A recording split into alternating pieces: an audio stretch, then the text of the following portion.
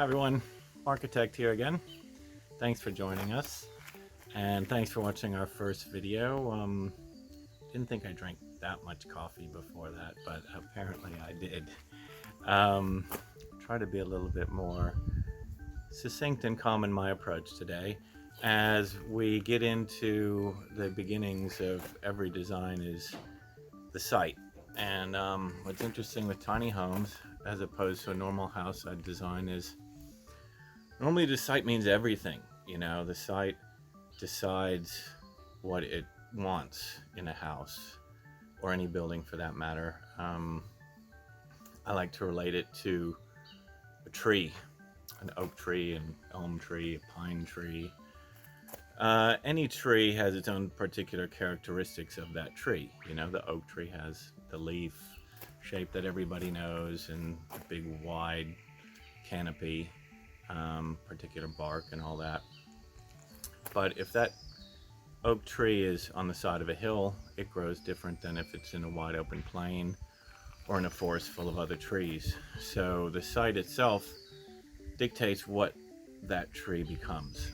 Tiny house site can be anywhere. So how do you design a building to work with any site? And we've done a number of things to achieve that in terms of passive solar design and ventilation, and acknowledging that we're not going anywhere it's going to be cold, because we don't like the cold. So it's more about hot, humid type of environments where it rains a lot. So those are the things that we're incorporating into our design, which I'll get into at that stage. But back to the site. You know, we're renting our land. We just found it through a combination of ways, searching the areas we wanted to live in for the kind of land, you know, doing a little visualization and all that as well. We wanted something near a creek. We wanted something that backed onto a national park. We wanted that creek to be clean and clear, and we wanted as little civilization around us as possible while still being close to our family and friends, which we achieved. So once you found that, which inevitably is a big property, where do you put your tiny house on that property? Obviously the owners have a particular idea of where they want you to go, but they might give you a lot of options. So I'll show you the standard method I use every time we evaluate a site for any building. First you go to the council website and to their development portal, and this works anywhere, not just in Australia.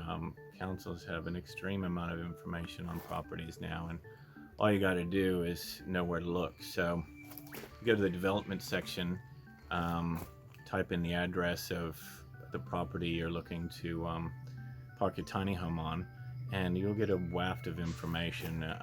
You know, important ones are landslip areas and flooding areas, and then the topography. So we found that for this one, and we went about narrowing down the sites that we could put our tiny houses on in relation to where the client was willing to let us, and then determining how close we could get to the creek without being in trouble if it floods. So that's put us inevitably on a bit of a sloping site, which sloping sites have their challenges as well. You need to make sure that you drain properly, especially where we are, where it tends to rain in huge amounts in short periods of time.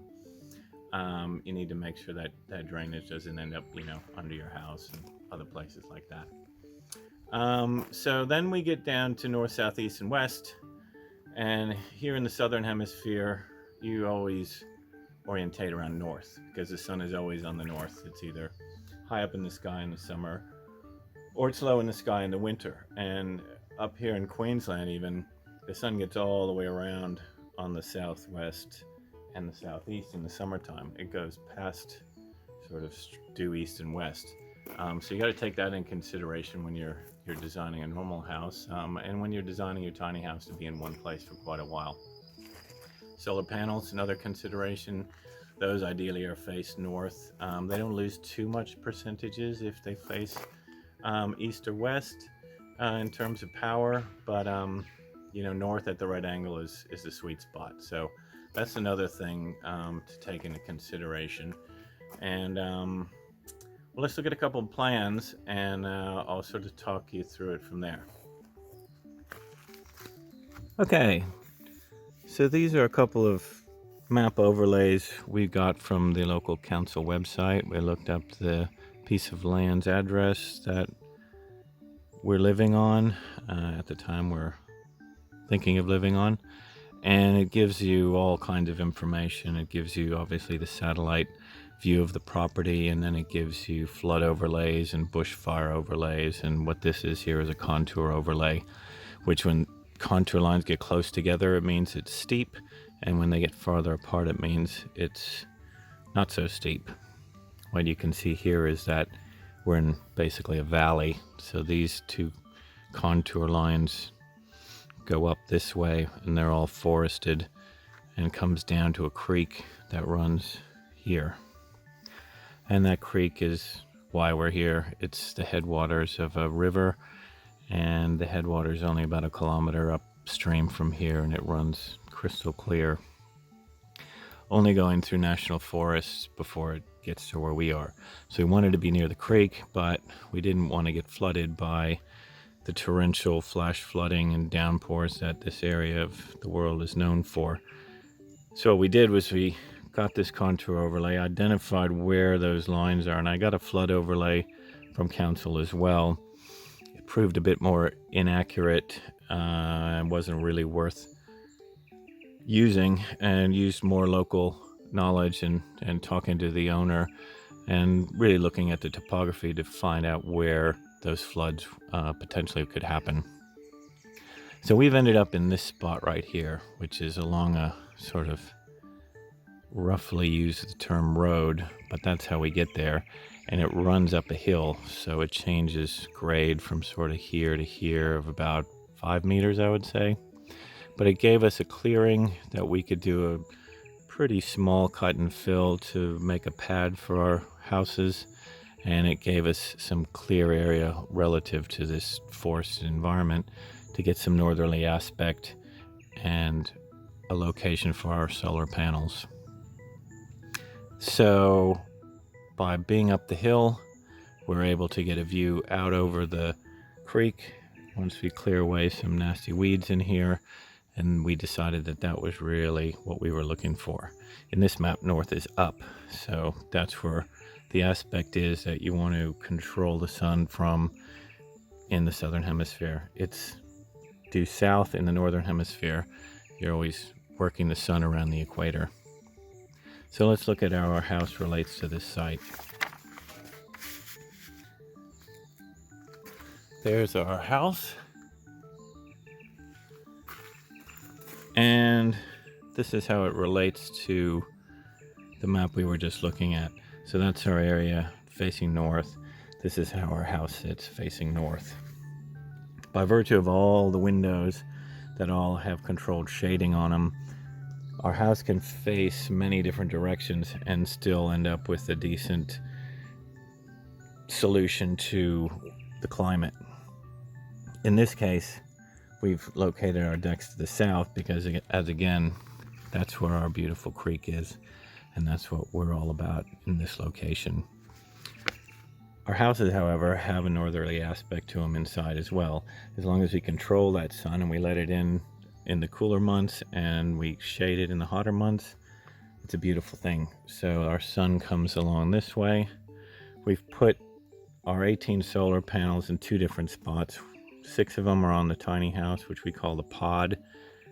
We've intended for that to be able to go off on adventures on its own, so it needed to have its own self-contained solar panels. And the majority of panels are on a movable structure, so they could be located anywhere we might find ourselves to the best northerly aspect, while the house itself might be in a different aspect altogether. In this case, our panels have ended up in a line over here based on how we've ended up on site and the best spot we could put them in, and they ended up on a little different structure from here, but the concepts of this plan remain the same. And we ended up with a huge benefit from being able to face all our panels north at the right angle. So this was an example of how even the north is where everybody wants to locate their house for solar purposes. If you've got a good view in another direction, like all those oceanfront hotels that face east to get that magnificent ocean view, you face the beautiful view and you use other design strategies to alleviate the issues created by having faces of your building in undesirable locations. And that's what we're doing here. We've got our deck and all our living area facing down at the creek. It also turns out that the client or the landowner's business is done all down here, and this sort of slopes down into a valley. So by putting sort of the backs of our houses in that direction, we've created a little privacy zone for us, nestled in here between the forest and the creek. So that's what we decided to do with our house, and I'll show you how that relates to the outside.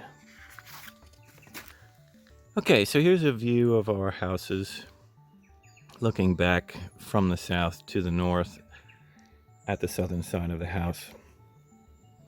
You can see our covered deck, which in the semi-permanent concept that we're building to retracts and the posts unscrew from the ground.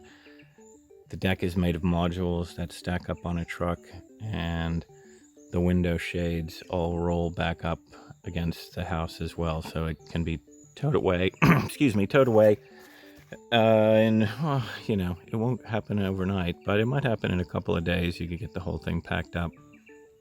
So you see in this view how we've got awning shades over all the windows up above. So we've got these clear story windows that wrap around both the house and the pod and give us full views in every direction. Opens up the interior space with lots of light and air, and with the shading devices controls how much sunlight we actually let in.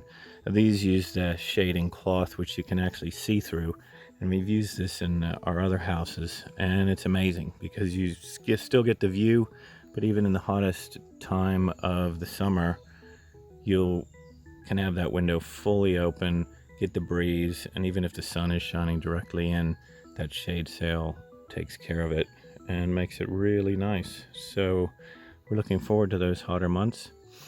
But at any rate, this is all about light and air, and we've got stacker doors that fully open onto the deck, and two of the three modules allowing that inside-outside living, and then one of the two modules in the pod has the same arrangement. The deck itself will have retractable insect screens that fully surround it, and the deck is being built with insect screens underneath it, so that whole area becomes a 24-hour-a-day living space. And our kitchen has a rolling cooker island that rolls out into here, and we essentially make this part of our kitchen. So we've sort of got a kitchen, dining, living area that spills out onto the deck here with day bed and big luscious couches, onto the pod where we've got a similar situation that sets itself up for indoor outdoor living. So that's sort of the idea in a nutshell.